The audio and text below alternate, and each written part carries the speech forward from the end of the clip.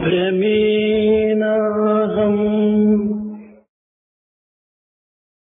భ్రమేణత్వం భ్రమేణాహం భ్రమేణత్వం భ్రమేణోపాధికం మనః భ్రమే ఈశ్వర భావత్వం భ్రమమూలం ఇదం జగత్ భ్రమమూలం ఇదం జగత్ భ్రమేణాహం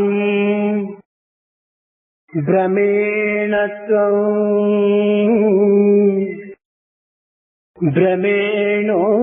భ్రమేణోపాసకం మనః భ్రమే ఈశ్వర భావత్వం భ్రమమూలం ఇదం జగత్ భ్రమమూలం ఇదం జగత్. దివ్యాత్మ స్వరూపులారా, కంటికి కనిపించున్నది, చెవులకు వినిపించున్నది, మనసుకు అనిపించున్నది, హృదయాన్ని మరిపించున్నది, మరపించున్నది ఈ భ్రమనే. ఈ జగత్తంతయుకుడను దృశ్య ద్రష్టల యొక్క సమ్మిళిత స్వరూపమే. బ్రహ్మనే జగత్తు, జగత్తే దృశ్యము, బ్రహ్మనే ద్రష్ట. దృశ్య ద్రష్టముల యొక్క సమ్మిళిత స్వరూపమే ఈ సృష్టి. భారతావని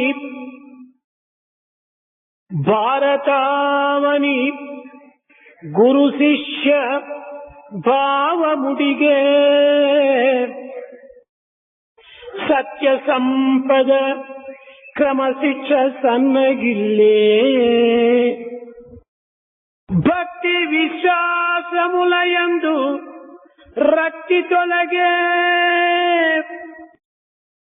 బాధ్యతలు లేని స్వాతంత్ర పరము హెచ్చే బాధ్యతలు లేని స్వాతంత్ర పరత హెచ్చే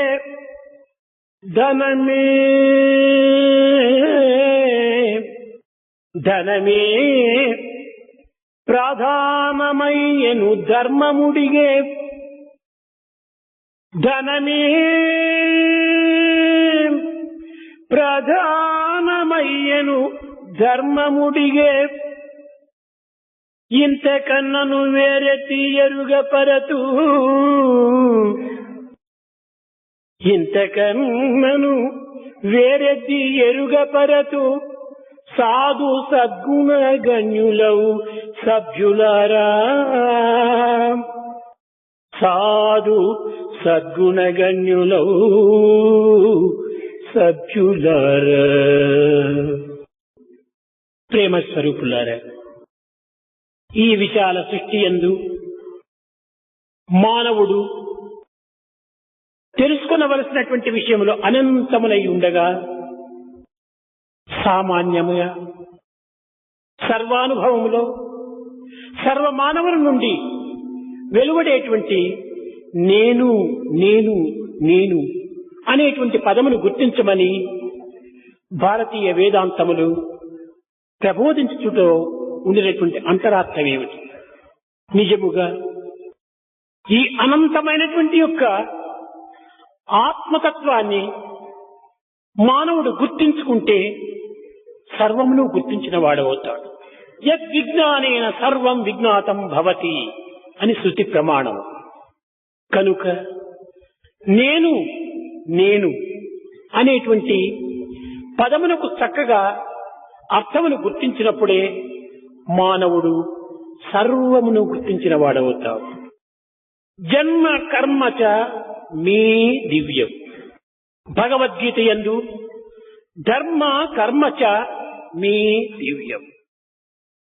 మామేతి సో అర్జున అర్జున క్షేత్రజ్ఞ చాపిమాం విద్ధి అహం త్వాం సర్వపాపేభ్యో మోక్షయిష్యామి మా శుచ.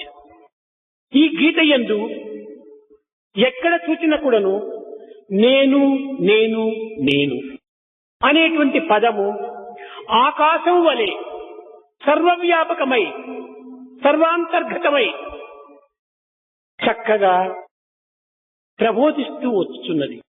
ఏ వేదశాస్త్ర ఇతిహాస పురాణములు చూచినప్పటికీ స్వవిమర్శో మోక్ష, నిన్ను నీవు తెలుసుకోమని బోధిస్తూ ఉన్నది. లోకములోని ప్రతి మానవుడు కూడాను తనను తాను పరిచయం గావించుకున్న సమయం లోపల నేను రాముడను, నేను భీముడను, నేను రంగడు, నేను లింగడు అని ఆ పేరుతో నేను నేను అనేటువంటి పదము చేతనే తనను తాను పరిచయం గావించుకుంటున్నాడు. నిజముగా పశుపక్షి మృగాదులు కూడాను తమ తమ భాషలందు నేను నక్క, నేను కుక్క, నేను చిరుత, నేను పులి, నేను గరుడను, నేను చిలుకను అని తమ తమ భాషలతో తాము కూడాను నేను నేను అనేటువంటి పదమును ఉచ్చరిస్తూ ఉన్నది.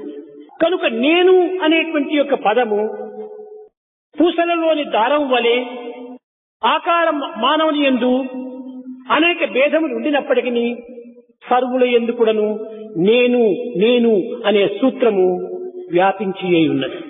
కనుక ప్రతి మానవుడు కూడాను ఈ అనంతమైన అగాధమైన ఈ నేను అనేటువంటి తత్వాన్ని గుర్తించడం అత్యవసరం. కానీ దురదృష్టవశాత్తు అల్పమై అనిత్యమై ఉండిన ఈ దేహమే నేను నేను అని భ్రమించటం చేతనే మానవుడు అనేక బాధలకు గురి అవుతున్నాడు. శృతి అహం ఏతత్ నా అని స్వరూప జ్ఞానాన్ని ప్రబోధిస్తూ వస్తున్నది. అహం ఏతత్ నా అనగా అహం నేను, ఏతత్ ఇది, నా కాదు, నేను ఇది కాదు అనేటువంటి స్వరూప జ్ఞానాన్ని ప్రబోధిస్తూ వస్తున్నది. ఈ జ్ఞానమే సత్ చిత్ ఆనంద స్వరూపములను స్మృతికి తెప్పిస్తూ సమ్యక్ జ్ఞానమును కూడాను ప్రబోధిస్తూ ఉన్నది. నేను ఇది కాదు. ఈ పదమునందు 3 పదములు ప్రత్యేకంగా ఉంటున్నవి. నేను ఇది కాదు, ఇది 3 పదములు. నేను అనగా ఏమిటి? దీనిని శృతి ప్రమాణం పురస్కరించుకొని ఆత్మ అనియు, పరమాత్మ అనియు, బ్రహ్మ అనియు, ప్రత్యేగాత్మ అనియు అనేక నామములను ప్రబోధిస్తూ వస్తున్నది. ఇక్కడ నేను అనేటువంటిది వైశ్వానర స్వరూపాన్ని కూడా ధరిస్తున్నది ప్రతి మానవుని యందు కూడా. మానవుడు భుజించినటువంటి ఆహారమును కూడాను తాను జీర్ణింపజేసి దాని యొక్క రసస్వరూపాన్ని సర్వాంగములకు కూడాను సరఫరా చేయటం చేతనే ఇక్కడ వైశ్వానర స్వరూపాన్ని ధరిస్తున్నది. కనుకనే భగవద్గీత యందు అహం వైశ్వానరో భూత్వా ప్రాణినాం దేహమాశ్రితః ప్రాణాపాన సమాయుక్తః పచామ్యన్నం చతుర్విధం. అహం వైశ్వానరో భూత్వా, నేను ప్రతి మానవుని యందు కూడాను వైశ్వానర స్వరూపంలో ఉంటున్నాను. ఇక్కడికి పరమాత్మ అనగా దీని యొక్క అంతరార్థము కర్మేంద్రియ జ్ఞానేంద్రియ మనోబుద్ధి చిత్త అహంకారములకు అతీతమైనటువంటి యొక్క తత్వమునకే పరమాత్మ అని పేరు. ఇలాంటి పరమాత్మ తత్వమును బ్రహ్మత్వంగా రూపొందింపచేస్తూ వచ్చింది. బ్రహ్మ అనగా ఏమిటి? వ్యాపకత్వమే బ్రహ్మ యొక్క తత్వము. ప్రతి మానవుని యందు కూడాను నేను నేను నేను అనేటువంటి పదము వ్యాపించియే ఉంటున్నది. కనుకనే సర్వ మానవుని యందు కూడాను వ్యాపించి ఉండినటువంటి యొక్క నేనే బ్రహ్మము అని.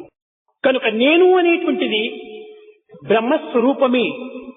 ఇంకా ఇది ఇది అనేటువంటి పదము సర్వ దృశ్యములు ఎందుకును ఆసూత్యమై ఉంటున్నది, అనుసూత్యమై ఉంటున్నది. ఇది మైక్, ఇది పాత్ర, ఇది బట్ట, ఇది ఫ్యాను, ఇది షెడ్డు, ఇది సూర్యుడు, ఇది చంద్రుడు, ఇది ఆకాశము, ఇది గుట్ట, పిట్ట, గుట్ట. సర్వమునెందుకును ఇది ఇది అనేటువంటి యొక్క పదము అంతర్లీనమై ఉంటున్నది. ఏతావాత దీని యొక్క అంతరార్థం ఏమనగా ఇది అనగా దృశ్యమునకు సంబంధించినటువంటిది. సమస్త దృశ్యమునకును ఇది ఇది అని చెప్పబడుతున్నది. ఇది అనేటువంటి పదమే లేకపోతే బట్ట అని చెప్పడం వల్ల ఏది బట్ట, ఇది బట్ట ఇది నిరూపిస్తూ ఉంటుండాలి. కనుక సమస్త దృశ్యములు ఎందుకును శూన్యమై అసూత్యమై సర్వవ్యాపకత్వమై ఉండినటువంటి యొక్క తత్వమునికే ఇది అని పేరు. ఇది దృశ్యము, నేను ద్రష్ట కాబట్టి నేను దృశ్యము కాదు. నేను ధరించినటువంటి ఇది అనగా ఇది దేహము, ఇది అనగా సర్వమును చూసినట్టుగా నా దేహాన్ని కూడా నేను చూస్తున్నాను కనుక దేహం కూడా దృశ్యమే. కనుక ఈ దృశ్యమైనటువంటి యొక్క దేహమును నేను అనేటువంటి యొక్క ద్రష్టగా భావించటము ఎంత అజ్ఞానం. కనుక మన దేహము కూడాను ఒక దృశ్యముతో ఒక్కటి. కనుక దేహమునే నేనని భావించటము ఇది కేవలము అనర్థము. ఇది సమాధులు యందు, సుషుప్తులు యందు, గాఢ నిద్ర యందు కూడాను ఈ శరీరం మనకు కనిపించటం లేదు. కనుక నీవు దేహము కాదు, నీవు ద్రష్టనే. అయితే జగత్తునందు నానా రూపములతో సృష్టింపబడినటువంటి ఈ జగత్తులో అంతటికి ఒక అధిష్టాన సత్వము ఒకటి ఉంటున్నది. ఈ అధిష్టాన వస్తువు నుండి ఏ సర్వమును కూడా నిర్మింపగలుగుతుండాలి. అధిష్టానమే లేక ఏ వస్తువును కూడాను ఎవరు కూడాను నిర్మాణం చేయలేరు. అనేక ఆభరణములు, రూపనామములతో ఉండినటువంటి ఆభరణములు సువర్ణము నుండి కూడాను ఆవిర్భవిస్తున్నవి. ఆభరణములకు రూపనామములు వేరువేరుగా ఉండవచ్చును, కానీ అన్నింటి ఎందుకును సువర్ణం ఒక్కటిగానే ఉన్నది. ఆభరణములు కరిగించినప్పటికీ ఈ యొక్క బంగారు తానుగానే ఉంటున్నది. బంగారునకు ఎట్టి మార్పు కాని ఎట్టి వికారములు కాని పొందవు. అదే విధముగానే ఈ దృశ్యమంతా కూడాను అనేక రూపనామములతో ఉండినప్పటికీ దీనికి ద్రష్ట నేను అనేటువంటిదే అధిష్టాన సత్వం. నేను అనేటువంటి అధిష్టానం నుండియే సర్వము కూడాను ఆవిర్భవిస్తున్నవి. కనుక నేను నేను అనుటము కేవలము ఒక విధమైనటువంటి యొక్క బాహ్యమైనటువంటి అర్థాన్ని మనము తీసుకొని రాదు. నేను ఆత్మని ఇట్టి సత్యమును గుర్తించినప్పుడే మానవుడు ఈ దృశ్యకల్పితమైనటువంటి జగత్తునందు ఎట్టి విచారమునకును అవకాశం ఇవ్వక ఆనందములో మునిగి ఉంటాడు. అధిష్టానము లేక ఆకారములు కల్పించవు. కనుక సర్వాకారములకు కూడాను అధిష్టానమైనటువంటి యొక్క నేను తత్వమే సత్యము, నిత్యము. ప్రతి మానవుని యందును సర్వజీవుల యందు కూడాను ఆవిర్భవించేటువంటి మొదటి శబ్దము నేను. ప్రణవం కంటే ముందుగానే కలిగినటువంటిది నేను. కానీ ఇట్టి సామాన్యమైన సర్వానుభవంలో ఉండిన సర్వ మానవుల నుండి వెలువడుతుండిన ఈ నేను అనేటువంటి పదమును మనం అతి సులభంగా మనము తీసుకుంటున్నాము. కనుకనే మనము ఇన్ని కష్టములకు, నష్టములకు, దుఃఖములకు గురి కావాల్సి వస్తున్నది. మానవత్వములో ఉండినటువంటి దివ్యత్వము భిన్నము కాదు. ఒక రాముడు అనేటువంటి నటుడు హిరణ్యకశిపుని వేషం వేసుకున్నాడు. అతను వేదిక పైకి వచ్చాడు. ఆ వేదిక పైన ఉండినటువంటి సూతుడు అయ్యా మీరెవరు అని ప్రశ్నిస్తున్నాడు. ఆ హిరణ్యకశిపుడు రాములను మర్చినాడు. అధప్ర సుప్త సారద ప్రవిభ్రమ భ్రమణ విభ్రాజమాన ధ్వజపటాంచిత సింధురద్వార సమ్మదవదగంధ కందరం వెచ్చిన హిరణ్యకశిపుడు చక్రవర్తిని ఎరుంగవా సూతకుల నేత అనగా సర్వశక్తిమయుడైనటువంటి సర్వజ్ఞుడైనటువంటి సర్వేంద్రియములను తన యొక్క హస్తమునందు కేవలము ఆట బొమ్మల వలె ఆడించినట్టి ఈ హిరణ్యకశిపుడు అనేటువంటి చక్రవర్తిని ఎరుంగవా నీవు అని తాను అహంకారంతో జవాబు చెప్తున్నాడు. కానీ వేసినది రాముడే. రూపము హిరణ్యకశిపుడు. తాను నటించేటువంటి నటంతా హిరణ్యకశిపుని యొక్క నటనే. కానీ హిరణ్యకశిపుని కంటే రాములు వేరు కాదు. రాముని కంటే హిరణ్యకశిపుడు వేరు కాదు. ఈ రెండింటి ఎందుకును తానొక్కడే ఉంటున్నాడు. జీవుడును దేహమందు, హృదయమందు దేవుడుండు. రెండు కూడి ఆటలాడి ఒకరినొకరు వీడుచుండ్రు. బొమ్మలాటలాడించే సూత్రధారి ఒకడు కలడు. మంచి చెడ్డ బొమ్మలందు ఒకటి అంటే రెండు ఉండు. ఇది ఇక్కడ ఒక్కటియే. రాముడు అనేటువంటి వాడు హిరణ్యకశిపుని వేషం వేసుకున్నాడు కనుక దీని యొక్క అంతరార్థాన్ని మనం చక్కగా గుర్తించి విచారించినప్పుడు రాముడు హిరణ్యకశిపుడు ఒక్కడే. హిరణ్యకశిపుడు లోకానికి స్టేజికి మాత్రమే, కానీ వేసినవాడు రాముడే. అదే విధముగా సర్వ మానవత్వంతో ప్రకటించేటువంటి యొక్క ఈ దేహములన్నీ కూడా వేదిక పైన ఒక యాక్టర్స్ మాత్రమే. లోపల ఉన్నది ఆత్మతత్వం ఒక్కటే. అట్టి ఆధారమైనటువంటి అధిష్టానమైనటువంటి యొక్క దివ్యత్వాన్ని ఈనాడు విస్మరించి వికార ఆకారములతో కూడినటువంటి యొక్క ఈ వేషములనే విశ్వసించి అనేక బాధలకు గురి కావలసి వస్తున్నది. కనుక మొట్టమొదటి వేషం వేసిన వాడు ఎవరు అని తనను తాను మాత్రమే గుర్తించుకున్నప్పుడు ఈ వేషములన్నీ కూడా ఈ తాత్కాలికమైనటువంటి యొక్క దీన్ని మనం గుర్తించడానికి వీలవుతుంది. ప్రతి మానవుని ఎందుకును దివ్యత్వమైనటువంటిది సర్వవ్యాపకత్వమై ఉంటున్నది. బ్రహ్మవిత్ బ్రహ్మైవ భవతి. ఎవడు బ్రహ్మజ్ఞానమును గుర్తించగలడో తాను బ్రహ్మగా రూపొందగలడు. బ్రహ్మ విద్యాప్నోతి పరం, బ్రహ్మ విద్యాప్నోతి పరం అనగా ఈ యొక్క నేను అనేటువంటి యొక్క తత్వాన్ని గుర్తించినటువంటి వాడు పరముగా మారిపోతాడు. తరతి ఆత్మవిత్ అనగా తరతి శోకం.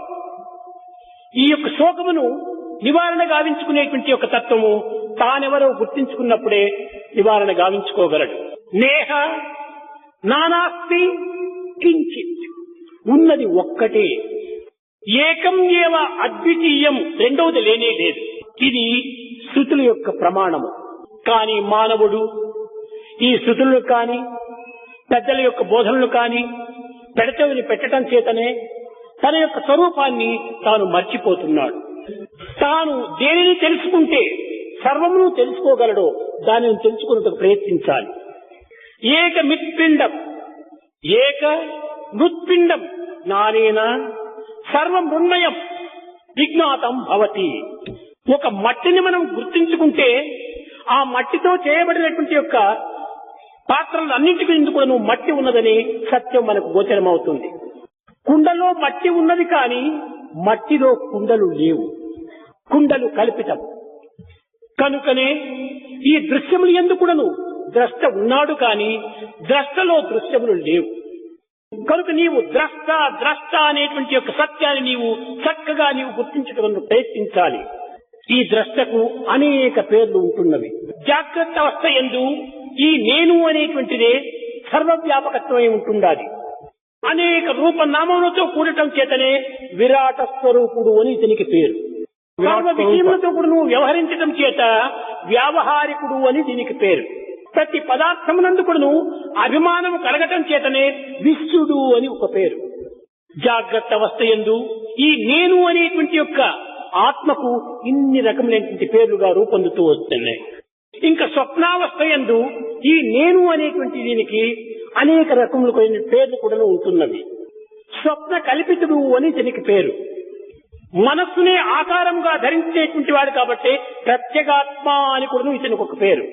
ఇంతే కాదు, ప్రజ్ఞ చేత తాను ప్రతి తత్వమును కూడా గుర్తించడానికి పోతున్నాడు కాబట్టి ఇతనికి చిత్రైకాగ్రతము అని పేరు.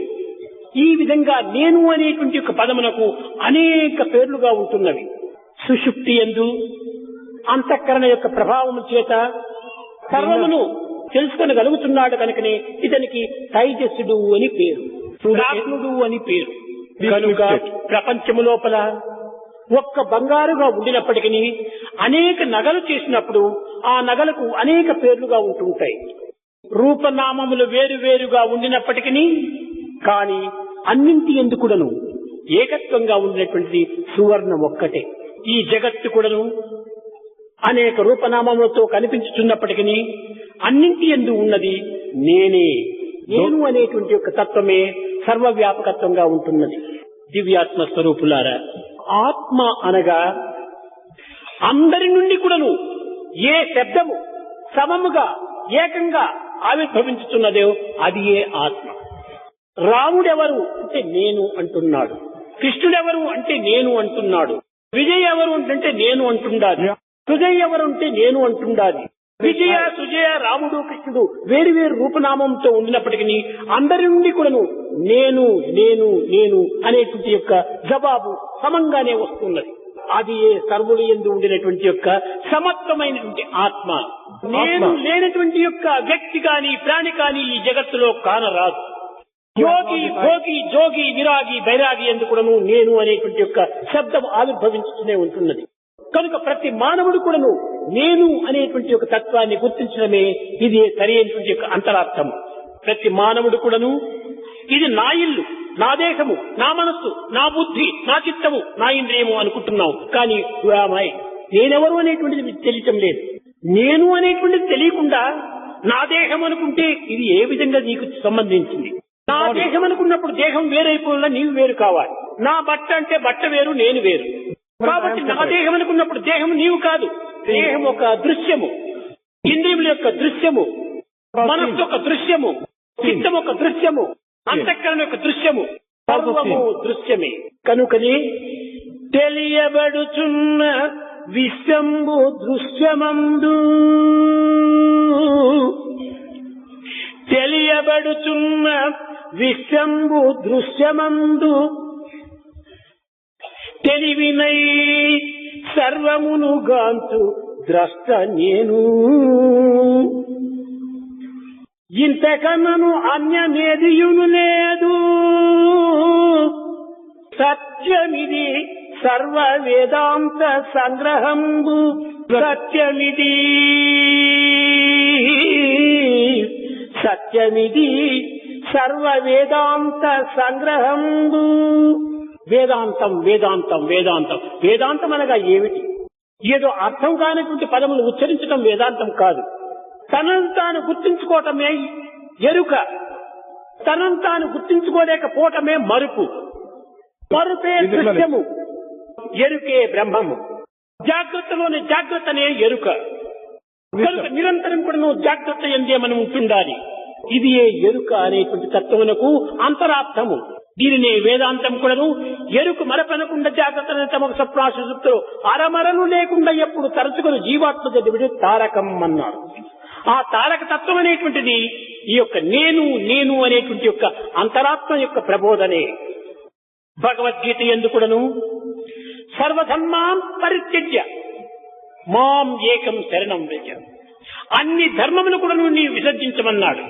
ఏమిటి అన్ని ధర్మములు? ధర్మం అంటే తెలిస్తే కదా అన్ని ధర్మములు వదలడానికి. ఇక్కడ ధర్మం అనగా ఒక్కొక్క వస్తువులకు ఒక్కొక్క ప్రాణ సమానమైనటువంటి గుణం ఒక్కటి ఉంటున్నది. అది ఆ వస్తువు యొక్క సహజ ధర్మము. అగ్నికి వేడి దాని ధర్మం. వేడి లేకపోతే అది బొగ్గవుతుంది, అది అగ్ని కాదు. చక్కెరకు తీపి తన యొక్క ధర్మము. తీపి లేకపోతే అది చక్కెర కాదు, ఇసుక అవుతుంది. అదే విధంగానే మానవునికి ఒకటి ధర్మం. ఏమిటి? వాంఛనే వాని ధర్మం. నిరంతరం కూడా నువ్వు వాంఛను పెంచుకోవటమే వాని ధర్మం. కనుకనే వాంఛను త్యజించడమే సర్వధర్మా పరిత్యజ్య. దీనిని వైరాగ్యము అని కూడా ప్రబోధిస్తూ వచ్చాయి. Less luggage more comfort make travel pleasure అని. మనకు ఈ డిజైర్స్ లే పెద్ద లగేజ్ గా ఉంటుండాలి. ఈనాడు ఈ విధమైనటువంటి యొక్క వాంఛలు మితిమీరి పోవటం చేతనే మానవునికి మతులు భ్రమిస్తున్నాయి. ఈ మతి భ్రమించడం చేతనే మతిలేని మానవుడిగా ఉన్మత్తుడుగా మారుతున్నాడు. ఉన్మత్తుడు ప్రపంచమునకు అతి దూరమైపోతున్నాడు. దీనికి కారణము వాంఛలే. వాంఛలు కూడాను కొంత అదుపులో ఉంచుకోవాలి. పశువులైనా కూడాను తన కడుపును నిందించడమే తన వాంఛను విరమించుకుంటుంది. ఈనాటి మానవుడు తిని భుజించి ఆనందించేటువంటి దానికంటే అధికంగా కూడాను ఆశలు పడుతున్నాడు. ఇక్కడ పశుపక్షి మృగాదులకు దాచుకునేటువంటి యొక్క ఉచితము కాని దోచుకునేటువంటి ఒక దుర్మార్గము కాని వాటికి లేవు. మానవత్వములో జంతువునాం నరజన్మ దుర్లభమని చెప్పుకొని కూడాను తన మానవత్వాన్ని తాను గుర్తించుకోలేకపోతున్నాడు మానవుడు. దీనికి కారణము నేనెవరు అనేటువంటి తత్వాన్ని గుర్తించుకోలేకపోవటమే మూల కారణం. ప్రేమ స్వరూపులారా, నేను ఆత్మను అనేటువంటి యొక్క విజ్ఞానము ప్రతి మానవునికి వికసించాలి. ఇది వికసించినప్పుడే జ్ఞానం ప్రకటింపజేస్తుంది. వికసించి ప్రకటించినప్పుడే మనకు ఒక ప్రత్యక్షమైనటువంటి యొక్క సందర్శనం మనకు ప్రాప్తిస్తుంది. కనుక మనలో ఉండినటువంటి యొక్క దివ్యమును వికసింప చేసుకోవాలి. ఈ వాంఛలు కూడా నువ్వు కొంచెం వరకును మితిమీరినటువంటివే కాకుండా కొన్ని విరుద్ధమైనటువంటి వాంఛలు కూడా మానవుని యందు ఆవిర్భవిస్తుంటాయి. ఈనాటి మానవుడు సర్వసామాన్యముగా కని పెంచి పెద్ద చేసినటువంటి యొక్క తల్లిదండ్రులనే మర్చిపోతున్నాడు. నిజముగా తాను విజ్ఞాని అయినప్పుడు నా రక్తం ఎవరిది? నా తల్లిదండ్రులది. నా బ్లడ్, నా ఫుడ్, నా హెడ్, నా దుడ్డు అంతా పేరెంట్స్ డే. ఇట్టి జ్ఞానమే ఉంటుంటే తల్లిదండ్రులను బాధ పెట్టడానికి కానీ తల్లిదండ్రులను మర్చడానికి కానీ మనసు వస్తుందా? ఈ నాలుగు మరిచినటువంటి ప్రత్యక్ష రాక్షసి కాబట్టే తల్లిదండ్రులు మరుస్తున్నాడు.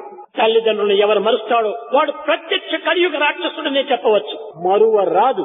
మరచవలసినది అహం, ఎరుకపరిచినటువంటిది నిజమైనటువంటి తత్వం. కనుకనే మానవత్వం అనేటువంటిది ఇంత అల్పత్వమైనటువంటి యొక్క నిత్య జీవితంలో ఉండినటువంటి దానిని మర్చిపోవటం వల్ల భగవంతుని ఇంకే విధంగా జ్ఞాపకంలో పెట్టుకోగలడు. కనుకనే కలి ప్రభావము మితిమీరిపోయినది. జాగ్రత్త అవస్థ యందు నేను నేను అనేటువంటిది ప్రత్యక్షంగా 100% భాగములు ఉంటున్నవి. స్వప్నావస్థలో అర్ధ భాగము క్షీణిస్తుండాలి. సుషుప్తిలో పూర్తి సూక్ష్మ స్వరూపాన్ని ధరిస్తుండాలి. కనుక మానవత్వాన్ని మొట్టమొదట అర్థం చేసుకుంటూ ప్రయత్నించాలి. వేదిక పైన ఆడుతున్నంత వరకు నీవు హిరణ్యకశిపుడే కావచ్చు, కానీ ఈ వేషము తాత్కాలికమైనటువంటి ఒక సత్యాన్ని గుర్తించాలి. మా కురు ధన జన యౌవన గర్వం హరతి నిమిష కాల సర్వం. మా కురు ధన జన యౌవన గర్వం. ఆ వేదిక పైన ఉండినంత వరకు కూడాను నీవు హిరణ్యకశిపుడు, రావణాసురుడు, కుంభకర్ణుడు అనేటువంటి పేర్లతో అహంకారం ఉట్టిపడవచ్చు. కానీ ఎంతసేపు ఎప్పటికీ ఈ వేషము నీకుండదు. వెనుకకు పోతానే వేషమును మార్చుకుంటావు. నీ స్వరూపాన్ని నీవు ధరిస్తావు. కనుక తాత్కాలికమైనటువంటి యొక్క క్షణభంగురమైనటువంటి యొక్క ఈ వేషము లోపల ఇంత మిడిమిట్టు పడటము ఇది నీకు సరి అయినటువంటిది కాదు. అహంకారము, ఆడంబరము, మరుపు, పరదూషణ ఇవన్నీ కూడా మానవునికి పాపములకు హేతువులు. కనుక దివ్యాత్మ స్వరూపులారా, ఈ సత్యతత్వాన్ని మీరు గుర్తించాలి. స్వార్థమును స్వప్రయోజనమును త్యజించాలి. ఎప్పుడు కూడా స్వార్థము స్వార్థము స్వార్థము. ఏమిటి ఈ స్వార్థము? ఎంతవరకు ఈ స్వార్థము? నీ తత్వాన్ని నీవు మర్చిపోయినటువంటి స్వార్థము నీకు ఇంక ఇతరులు లేదు ఎంతకాలం ఉంటుంటాది. అది కూడా నువ్వు ఒక కాలంలో మర్చిపోతావు. కనుక అన్ని మర్చవలసినటువంటిది. ఏనాటికైనా కూడా నువ్వు జగత్తును మర్చవలసినటువంటిది. ఈ జగత్తునకు పేరే జగత్తు అని పేరు. జ గత్ రావటం పోవటమే. ఇలాంటి జగత్తులో మనం ఉంటుండి ఇది సత్యము నిత్యమని భ్రమించటము ఎంత అజ్ఞానం. నీవు సత్యము, ఈ వేషము సత్యము కాదు, ఈ యాక్టింగ్ అంతా సత్యము కాదు, ఈ అనుభూతులన్నీ సత్యము కాదు. ఇవన్నీ నువ్వు భ్రమలే. కనుక నాహం బ్రహ్మ, నేను కూడా నువ్వు ఒక బ్రహ్మని. కాని భ్రమేనాహం, భ్రమేణత్వం, భ్రమేణో పాశకం మనః. భ్రమే ఈశ్వర తత్వత్వం, భ్రమే ఈ జగత్ యొక్క స్వరూపము. అంతా భ్రమనే. ఈ భ్రమను మనము తగ్గించుకున్నప్పుడే బ్రహ్మ మనకు సాక్షాత్కరిస్తాడు. ప్రేమ స్వరూపులారా, గురు పూర్ణిమ ఏమిటి? ఈ గురు పౌర్ణమి యొక్క ప్రధానమైనటువంటి యొక్క అంతరార్థం. గురువు ఈ జగత్తునందు మరొకడు లేడు, అంతా తానే. నేను మానవుడు అనుకున్నంత వరకు నీవు శిష్యుడిగా ఉండవచ్చును. నేను ఆత్మస్వరూపుడు అనుకున్నప్పుడు నీవే గురువుగా మారొచ్చు. మర్మమెరిగిన మను నిమిషంలో మనసే వారికి గురుడండి అన్నారు. కనుక ఎవరో బోధ గురువులు, బాధ గురువులను మనము ఆశ్రయించి ఇంకా మరింత భ్రమను మనం పెంచుకొని బ్రహ్మను మర్చిపోవటం జరుగుతూ ఉంటున్నది. నిన్ను నీవు ఆశ్రయించు, నీ తత్వాన్ని నీవు గుర్తించు. అది సరి అయినటువంటిది. ఏదో ఒక ఉపదేశం తీసుకుంటాం, ఈ ఉపదేశాన్ని స్మరిస్తూ ఉంటుంటే దివ్యత్వం మనకు ప్రాప్తిస్తుందని విశ్వసిస్తాం. అసలు ఉపదేశం అంటే ఏమిటి? ఉపదేశమనగా స్వస్థానమునకు చేర్చడమే ఉపదేశం. అంతేగాని ఓం నమ శివాయ అనే పంచాక్షరములు కానీ ఓం నమో నారాయణ అనేటువంటి అష్టాక్షరం కానీ ఉపదేశించడం కాదు. కేవలం శబ్దముతో కూడినటువంటి ఒక ఉచ్చారణలే. కానీ శబ్ద బ్రహ్మం ఉంటుండాలి. శబ్ద బ్రహ్మమై చరాచరమయి, జ్యోతిర్మయి, వాంగ్మయి, నిత్యానందమయి, పరాత్పరమయి, మాయామయి, శ్రీమయి, ఈ అష్టైశ్వర్య స్వరూపుడు నీవే. అట్టి శక్తివంతుడై, అట్టి ప్రజ్ఞానవంతుడై, అట్టి దివ్యవంతుడై, అట్టి జ్ఞానవంతుడై నీవుండగా నీవు మరులను ఇంకొకరికి ఎందుకు నీవు ఆశ్రయించాలి? దీనిని పురస్కరించుకునే వేదము స్వవిమర్శో మోక్ష అన్నాడు. స్వవిమర్శ, తన తత్వాన్ని తాను గుర్తించాలి. కానీ ఈనాడు ఎంతటి విద్యావంతుడైనా, ఎంతటి మేధావంతుడైనా, ఎంత విజ్ఞానవంతుడైనప్పటికీ తనను తాను మరచిపోయి జగత్తునే జప్తి అందించుకుంటున్నాడు. తనను తాను తెలుసుకోక దేనిని తెలుసుకుని ప్రయోజనమేమి? దీనిని పాషాణ హృదయుడని పేరుగాంచినటువంటి యొక్క చర్చలు కూడాను అమెరికా వారిని గురించి బోధిస్తూ వచ్చాడు. ఈనాటి విజ్ఞానికుడు అన్నీ తెలుసుకోగలుగుతున్నాడు, కానీ తానెవరో తనను తెలుసుకోవడానికి ప్రయత్నించడం లేదు. ఈ విజ్ఞానం దేనికోసం? ఇదంతా కేవలము పొట్టకూటి కోసం పాటుపడేటువంటి మార్గం అన్నారు. చిన్న పిల్లవాడు ప్రహ్లాదుడు కూడా నువ్వు తండ్రిని ప్రశ్నించాడు. నాన్న, లోకములన్నీయు గడియలోన జయించిన వాడవు, ఇంద్రియాలోకము చిత్తము గెలువనేరవు తండ్రి, చిత్తము గెలువనేరవు. ఏమిటి నీ యొక్క శక్తి? అన్నింటినీ జయించినాను అనుకుంటున్నావు, కానీ నీ యొక్క ఇంద్రియాలను, నీ యొక్క చిత్తాన్ని నీవు జయించలేకపోతే ఇంక నీవు జయించినది ఏమిటి? పేరునకు హీరో కానీ ప్రవర్తనలో జీరో అన్నాడు. ఈనాటి యొక్క విజ్ఞానికులు కానీ విద్యావంతులు కానీ కేవలము పట్టభద్రుల్లో హీరోలే కానీ ప్రవర్తనలో అందరూ జీరోలే. భౌతిక బ్రతుకు కోసమని ఇన్ని రకమైనటువంటి బాధలు పడుతున్నారు. ఏనాడు తన యొక్క చిత్తమును, తన యొక్క ఇంద్రియములను తాను నిగ్రహించునో వాడే నిజమైనటువంటి గొప్ప. 100 మంది మేధావుల కంటే ఒక మంచి హృదయం కలిగినటువంటి వాడే జగత్తుకు ఉపకారం చేయగలడు. మంచి హృదయం లేక మాలిన్య హృదయముతో ఎంత పట్టములో ఎత్తుకున్నప్పటికీ వాడు కేవలము ఒక విధమైనటువంటి యొక్క అల్పుడే కాని అధికుడు కాదు. పోతున్నారు మనవారంతా కూడా విదేశాలకు. ఎందుకోసం పోతున్నారు? భిక్షమెత్తడానికి పోతున్నారు. ఆ భిక్షము ఈ దేశంలోనే ఎందుకు ఎత్తకూడదు? ఇదే గొప్ప చదువు, ఇదే మానవత్వము, ఇదే నిజమైనటువంటి యొక్క వేదాంతము. ఇది సరైనటువంటిదే కాదు. మనం బయటికి పోయి ఏమి నేర్చుకుని వస్తున్నాము? దుర్గుణములు, దురాచారములు, దురహంకారములు కూడాను దుర్బుద్ధులతో మనం నిండి వస్తున్నాము. దీనికోసమా మనం వేల రూపాయల ఖర్చులు పెట్టి విదేశంలోకి వెళ్ళటము? అక్కడ పోయేటువంటి యొక్క ఈ నీచపు పనుల కంటే ఇక్కడ ఉంటుండి ఒక్క చిన్న గుణవంతులుగా నీవు బ్రతికితే చాలు. బ్యాలెన్స్ డాంకీ మిల్క్ ఉంటుంది. ప్రయోజనం ఏమిటి? ఒక టీ స్పూన్ కౌ మిల్క్ చాలు మనకు. కనుకనే గంగగోవు పాలు గంటెడైనను చాలు, కడవడైన నీళ్ళ కడవు పాలు. తల్లిదండ్రులు అనేక రకమైనటువంటి కష్టములు, నష్టములు, దుఃఖములను అనుభవించి వీళ్ళ తలకంతా కూడా కావాల్సినంత ధనమును పంపించేస్తే ఆటికిపై వీళ్ళు తలను పగలు కొట్టుకుని రావటమా? ఇది తల్లిదండ్రులకు అయినటువంటి కీర్తియా? ఇలాంటి అపకీర్తి తెచ్చేటువంటి వాడు చచ్చినా కూడా సమానమే. అలాంటివి మనం చేయకూడదు. భారతీయులని పేరు పెట్టుకున్నటువంటి వారు భాగ్యాన్ని మనం సంపాదించాలి. ఏ భాగ్యము? జ్ఞాన భాగ్యాన్ని సంపాదించాలి. కనుక మనము చదవవలసినటువంటి చదువులు సర్వము భారతదేశం నుండే ఉంటున్నాయి. ఎన్న భారతే తన్న భారత అన్నారు. భారతదేశంలో లేనటువంటిది మరి ఏ దేశంలో కూడాను లేవు. అన్ని కూడా భారతదేశం నుంచి పోయినటువంటివే. కానీ ఈనాటి మన అవివేకం ఇంతటితో నిద్రపోతుండాలి. భారతదేశం నుంచి ₹1 పదార్థము అమెరికా దేశానికి తీసుకుపోతున్నారు. వాడు దాన్ని చక్కగా ప్యాకులు చేసి మంచిగా షేక్ చేసి దాన్ని మేకప్ చేసి అన్ని పంపిస్తే అదే పదార్థాన్ని మనవాడు ₹100 కొనుక్కుంటున్నారు. దాని వెల ₹1. కానీ ఈ మేకప్లకు మనం ఇస్తుంటున్నాము ఈ యొక్క డబ్బు. ₹1 ఇచ్చి ఒక పదార్థం మనం కొంటే దానికి ₹10 ప్యాక్ చేసి ఆకర్షణీయంగా ఇస్తారు. కాబట్టి ఆ ₹9 కూడా మనం ఆకర్షణకి ఇచ్చామే కానీ ఈ పదార్థానికి కాదు ఇచ్చిండేది. ఈ విధంగా మనము ఆకర్షణీయులుగా మనం మారిపోతున్నాం. అది మనం ఆర్టిఫిషియల్ కాదు. Heart is out side, heart is inside. ఈ గుండె లోపల ఉంటున్నది కానీ బయట లేదు. కానీ ఈనాటి మానవుడు తన గుండెను బయట పెట్టుకొని జీవిస్తున్నాడు. ఇది అనిత్యమైన జీవితం. గుండెను లోపల పెట్టుకుని జీవించాలి. ఇదంతా కూడా ఒక్క భారతదేశం నందే కూడాను ఇది ఆవిర్భవిస్తుండాలి. భారతదేశాన్ని మించినటువంటి దేశం మరొకటి లేదు. అందువలనే సర్వావతారములు కూడా భారతదేశం నందే అవతరిస్తున్నాయి. మహత్తరమైనటువంటి యొక్క భారతదేశాన్ని ఈనాడు మనము ఆవిష్కరించుకుంటూ దానిని సరైనటువంటి రీతిలో అనుభవించలేకపోతున్నాము. ఇటువంటి పవిత్రమైన భారతదేశంలో పుట్టినందుకు మనం ఎంత గర్వించాలి, ఎంత ఆదర్శవంతమైన జీవితాలుగా మనం అనుభవించాలి. లేదు లేదు, విదేశీయులు భారతదేశానికి వచ్చి భారతీయుల యొక్క భాగ్యాన్నంతా కూడా వారు తీసుకుని పోతున్నారు. మనమంతా భారతదేశాన్ని వదిలి విదేశీయులు వదిలిపెట్టే మాలిన్యాన్ని మనం తెచ్చుకుంటున్నాం. ఇది నిజమైన భారతీయుని యొక్క లక్షణము కాదు కాదు. భారతీయుడు ఆత్మస్వరూపుడు, సత్యాన్ని గుర్తించినటువంటి వాడు. అన్ని దేశములు వారు కూడా ఆత్మస్వరూపులే.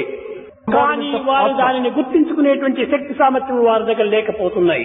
భారతీయుడు ఆత్మస్వరూపుడు అనేటువంటి గుర్తించుకోవడానికి తగినటువంటి యొక్క శక్తి సామర్థ్యం వేద శాస్త్ర ఇతిహాస పురాణములు ఎందుకు ప్రమాణ స్వరూపాన్ని ధరిస్తున్నాయి. ప్రేమ స్వరూపులారా, సత్యాన్ని గుర్తించడానికి ప్రయత్నించండి. నీవే ఆత్మ అనేటువంటి యొక్క తత్వాన్ని తగినటువంటి రీతిలో పరిశోధన చేయండి. నిన్ను నీవు తెలుసుకోమని ప్రబోధిస్తూ ఉంటున్నాయి వేదములు. దానిని నీవు ప్రశ్నించాలి, తెలుసుకున్నట్టుకు ప్రయత్నించాలి, తగినటువంటి యొక్క ప్రాక్టికల్లో ఆచరణలో పెట్టాలి. అప్పుడే నీ యొక్క తత్వం నీకు గుర్తింపడానికి వీలవుతుంది. కనుక నేను నేను నేను అనేటువంటి పదము సామాన్యమైనటువంటి 2 అక్షరములు కాదు, లక్షల అర్థములతో కూడినటువంటి యొక్క అక్షరము 2 అక్షరములు. అలాంటి నేను తత్వాన్ని మనం ఈనాడు విస్మరిస్తున్నాము. ఈ నేను అనేటువంటి అల్పమైనటువంటి ఈ దేహానికి మనము భావిస్తున్నాము. దేహము నేను కాదు, నేను అన్నింటికి నీ సాక్షిభూతుడై ఉంటున్నాను. ఇలాంటి సత్యాన్ని మనం గుర్తించాలి. మనం ఎన్ని సంపాదించుకున్నప్పటికీ ఈ లోకములో, ఎన్ని మనము నేర్చుకున్నప్పటికీ ఈ లోకములో, అన్ని లోకములకు సంబంధించినటువంటివి. కేవలం ఇంద్రియముల యొక్క తృప్తి నిమిత్తమై చేసేటువంటివి. ఇంద్రియములే అనిత్యములైనటువంటివి. దాని నుంచి వచ్చినటువంటి ఫలితములు అనిత్యం కాక సత్యం ఎట్టవుతాయి. నిజమైన సత్యము హృదయం నుండి ఆవిర్భవించేటువంటిది. బయట నుంచి వచ్చింది బయటికి వెళ్లిపోతుంది. కాబట్టి మానవుడై పుట్టినటువంటి వాడు బయట నుంచి పుట్టం లేదు, భగవంతుడి నుంచి పుట్టాడు. నీవే భగవంతుడవు.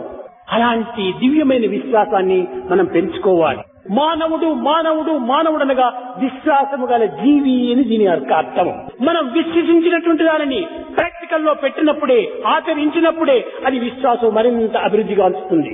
ఈనాడు మనం విశ్వసించినటువంటి దానిని మనము ఆచరణలో పెట్టడం లేదు కనుకనే మన విశ్వాసము దినదినములకు తరిగిపోతుండాలి. కనుక విశ్వసించినటువంటి దానిని మనము ఆచరణలో పెట్టాలి. కానీ ఈనాటి మానవుడు ఈ సత్యాన్ని ఏమాత్రము విచారించటం లేదు. బాహ్యమైన, లౌకికమైన, జగత్ సంబంధమైన, ప్రాకృతమైన విషయములు ఎందే మనస్సును అంకితం చేస్తున్నాడు. సముద్రం నుండి పుట్టినటువంటి అలలు అనేక రూపనామములు ధరించి సముద్రం నందే ఆడిపాడి తిరిగి సముద్రం నందే లయమైపోతుండాలి. కానీ ఈ అలల యొక్క రూపనామములు కాని, అలల యొక్క ఆటపాటలు కాని కట్టకడపటికి సముద్రం నుండే లయమైపోతుండాలి. కనుకనే మానవుడు దివ్యత్వం నుండి పుట్టి దివ్యత్వం నుండే జీవించి దివ్యత్వం నుండే అంత్యం కావాలి. అదే నిజమైన మానవత్వానికి సరైన లక్ష్యము. నీటి యందే పుట్టి నీటి యందే పెరిగి నీటి యందే అణంగు నీటి బుడగ, నరుడు బుద్భుదంబు నారాయణుడు నీరు. కనుకనే ఆ వాటర్ నుంచే పుట్టింది ఈ యొక్క బుడగ. కనుక భగవతత్వం నేను నేను అనేటువంటిది ఇది అధిష్టాన పదార్థము. సర్వభావములు కూడా నేను నుండి ఆవిర్భవించినాయి. దివ్యాత్మ స్వరూపులారా, నేను నేను అనేటువంటి దాన్ని గుర్తించడంలో యావత్ విశ్వాసాన్ని కూడాను, ఒక విషయాన్ని కూడాను మనం గుర్తించిన వారం అవుతాం. ఈ విధమైనటువంటి దేనిని గుర్తిస్తే సర్వమును గుర్తింపబడును, దానిని గుర్తించడానికి తగిన ప్రయత్నం చేయాలి.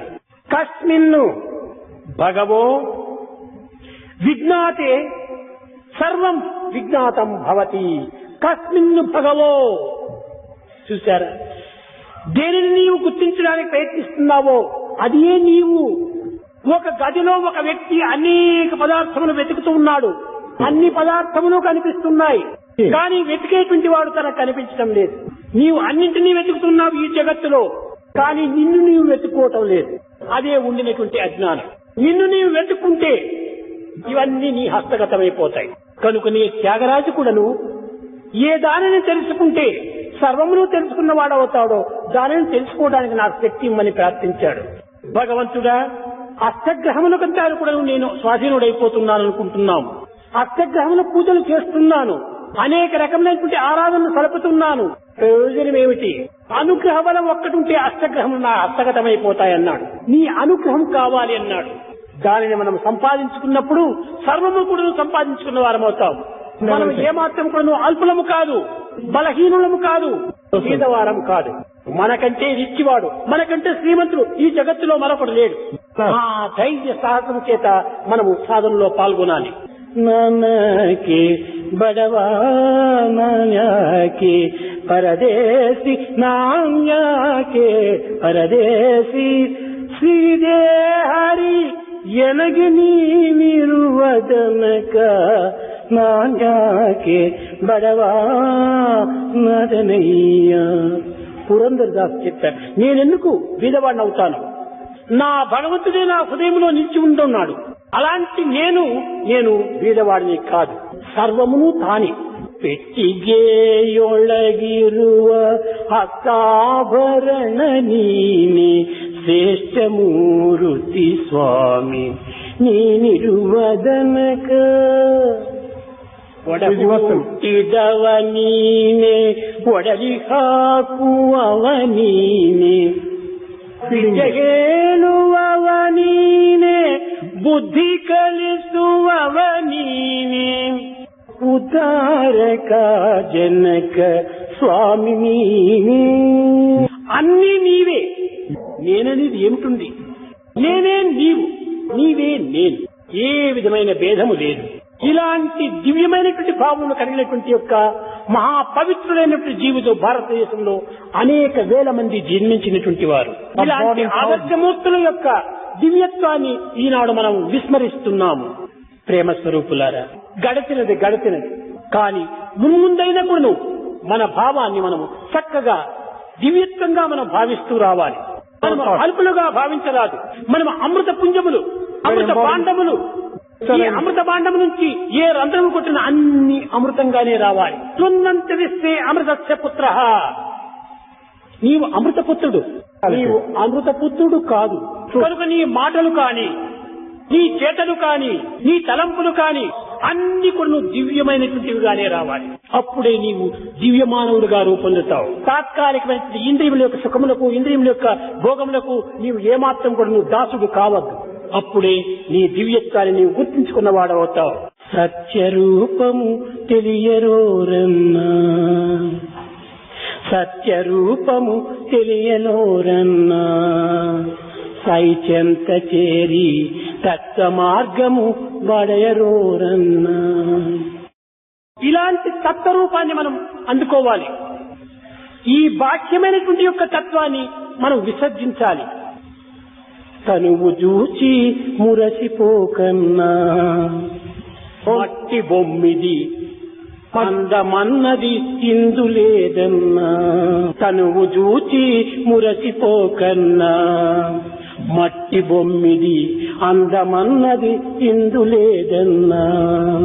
అందమైన ఆత్మ వదలి నిందమైన తనువు నేనను, తలపు వీడి సర్వతత్వము శాంతి మార్గము పొందరన్నా. మనసునందు జయము పొందన్నా. ఇంద్రియంబుల తప్పు చూసి మురసిపోకన్నా. మనసునందలి చతుర దొంగలు చర్యలన్నీయు గాంచుచుండుము. ఒట్టి మాటల వాడు కాడన్నా. ఈ సాయి దేవుడు బొట్ట బొమ్మలు చూడగోడన్నా. ఈ మాటల వాడు కాడన్నా. ఈ సాయి దేవుడు బొట్ట బొమ్మల చూడబోడన్నా. మటన్న వారలు గట్టి ఓడలు కట్టితాను. పట్టుబట్టలు గట్టి భక్తుల చుట్టూ తిరిగే పుట్టు స్వామిని కన్ను విప్పి చూడరోరన్నా. మున్ను షిరిడి నేడు పత్రి ఉన్నవాడని పేరేగాని, కన్ను భావన చేయు భక్తుల కన్నులందే మెలగునన్నా. కన్ను విప్పి చూడరోరన్నా. మన యొక్క జీవితం అంతా కూడాను ఎంత పవిత్రమైనది, ఎంత దివ్యమైనటువంటిది, ఎంత నవ్యమైనటువంటిది. ఇలాంటి పవిత్రమైన జీవితాన్ని మనము పాడు కోరికలకై మనం ప్రాకులాడి జీవితాన్ని వ్యర్థము గావించుకుంటున్నాం. ప్రేమ స్వరూపులారా, ఈ యొక్క దేహతత్వాన్ని దృశ్యంగా నీవు భావించుకో. దీన్ని పనిముట్టుగా నీవు స్వీకరించి దీనితో సర్వ కార్యములకు నువ్వు పవిత్రమైన కార్యములు చేయి. అప్పుడే ఈ మానవత్వం దివ్యత్వంగా రూపొందుతుంది. దీనికి మార్గము ఒక్కటే, దైవ చింతనే దీనికి మార్గం. బ్రహ్మవిత్ బ్రహ్మైవ భవతి. దైవ చింతన చేస్తూ చేస్తూ చేస్తూ చేస్తూ దైవంగానే రూపొందుతావు. భజన బినా సుఖ శాంతి నహీ,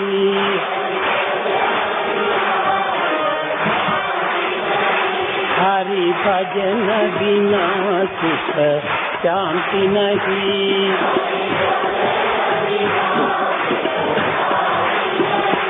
हरि नाम बिना आनंद नहीं,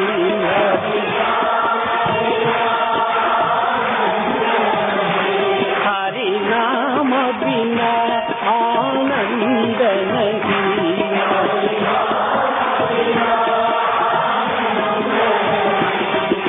भजन बिना सुख शांति नहीं,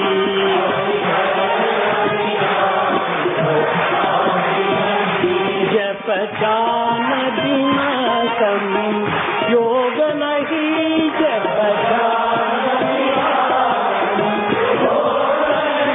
प्रभु दर्श बिना प्रज्ञान नहीं,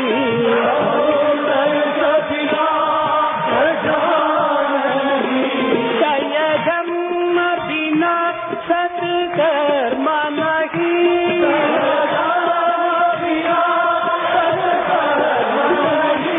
भगवान बिना कोई अपना नहीं,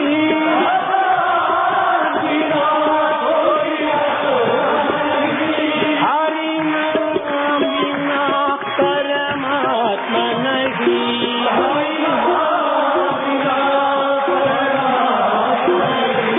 हरि नाम बिना परमात्मा नहीं,